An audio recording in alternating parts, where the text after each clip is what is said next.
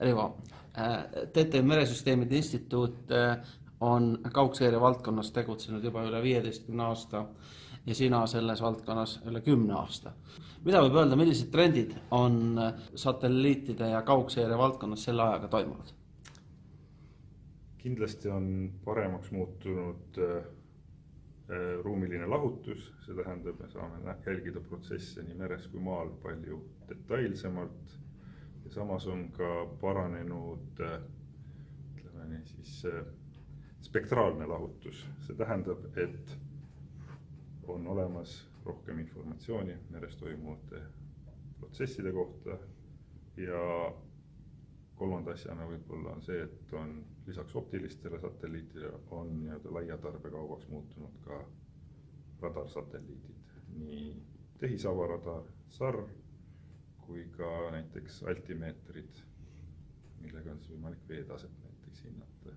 Ja need rakendused, mille jaoks me oleme kasutanud, on nii jääseire, merejääseire, siis täpsemalt lainetuse parameetrite määramine, laine kõrgus, levimise suund ja nii edasi. Ja ka viimasel ajal siis oleme aktiivselt veetaseme kaugseire andmetega tegelenud. Aga kui me vaatame nüüd seda andmete liikumist, satelliidi peal käib klõps ära kuni selleni, mil see ilus kaardikene on siis kas põllumehe arvutiekraanil või laevakapteni arvutiekraanil. Millist lõiku teie sealt vahepealt katate või mis te nende andmetega teete, et selline lõplik toode võiks saadaval olla? Millega meie tegeleme on võiks öelda kaks asja, et on see teaduse pool ehk siis pildi või andmetöötlusalgoritm, et määrata sellest värvilisest RGB pildist või spektraalsest informatsioonist või radaripildist erinevaid meetodeid, kaasa arvatud masinõpet kasutades, määrata siis mingi geofüüsikaline parameeter, on see siis jäätüüp või lainekõrgus või veetase, et määrata need parameetrid sealt ja et neid määrata, siis me arendame välja vastavad algoritmid. Ja teine etapp, ütleme niimoodi, et viia see kasutajateni, on siis andmetöötluse operatiivseks muutmine, efektiivne andmetöötlus. See on pisut teistmoodi kui see puhas teaduse tegemine, kus siis mõeldakse välja või arendatakse sellised elegantsed lahendused, ütleme nii. Aga teil on ka enda poolt välja töötatud rakendused, mida te avalikkusele otse vahendate. Võiksid mõne sõnaga nendest rääkida? Jah, et meil on koostöö on olemas nii Keskkonnaagentuuri ilmateenistusega, mis on siis see esimene näide, kus me jääseire vallas edastame neile informatsiooni Sentinel-1 andmetest.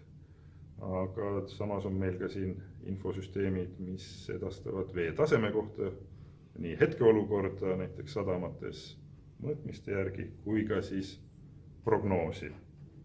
Ja mis on siis lõppkasutajatele kättesaadav ja mida siis väga palju jälgitakse, kui on sellised, ütleme, mingid tugevamad tormid tulemas või praamiliikluse kontekstis, kui veetase on hästi madal. Kas võib niimoodi öelda, et kui kellelgi on mere ääres suvila, et siis ta võib tormi tulles ikkagi teie kodulehelt otse vaadata, millised prognoosid veetaseme tõusuks järgnevatel päevadel on ja vastavalt siis otsuseid teha selles suhtes? Jah, kindlasti on need inimesed, kellel on kinnisvara sellises, ütleme, riskipiirkonnas, siis eks nemad ikkagi jälgivad seda informatsiooni. Aga kui sa vaatad nüüd korraks minevikku, kus paarkümmend aastat tagasi oli satelliitide ruumilahutus paarikümne meetri juures, täna on ta seal mingites rakendustes alla meetri, sama nihke võib ilmselt tuua spektraalse lahutuse kohta. Sa vaatad nüüd umbes 20 aasta pärast tulevikus, mida sa näed, mis teenused võiksid olla saadaval või millisel tasemel see olla võiks ja millest see oleneb, et ta areneks? Et kindlasti on rakendusi, mille puhul see ruumiline lahutus on primaarne.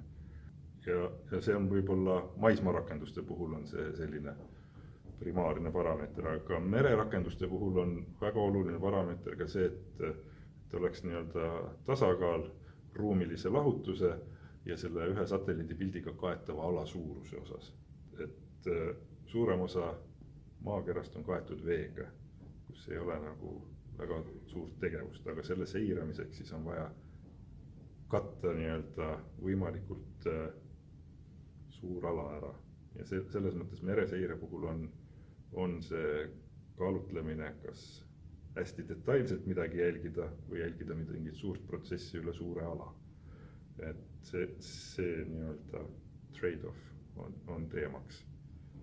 Aga mis veel nagu tuleviku suundadest on, sa mainisid siin, et spektraalne lahutus on läinud paremaks, et samamoodi on ka tulevad uued nii-öelda vaatluse printsiibid või kontseptsioonid või et see ei ole enam ainult spektraalne lahutus või optiline kaugseire või et ainult tehisavaradar, et see valdkond on palju laiem. Alguses muidugi kõik need rakendused on puhtteaduslikult, tehakse Euroopa Kosmoseagentuuri mingi missioon, mille eesmärgiks on siis testida uut tehnoloogiat, mis võib olla tõesti, praegu testid tehnoloogiat ja see jõuab 20 aasta pärast mingisse konkreetsesse rakendusse. Aga see meetodite valik laieneb, ma arvan. Ja satelliite tuleb juurde. No, aga jääme lootma, aga aitäh Rivo selle ülevaate eest ja veel kord siis kutsume üles ilmahuvilisi külastama Meresüsteemide Instituudi kodulehte ja uurima seal käimasolevaid ilmarakendusi.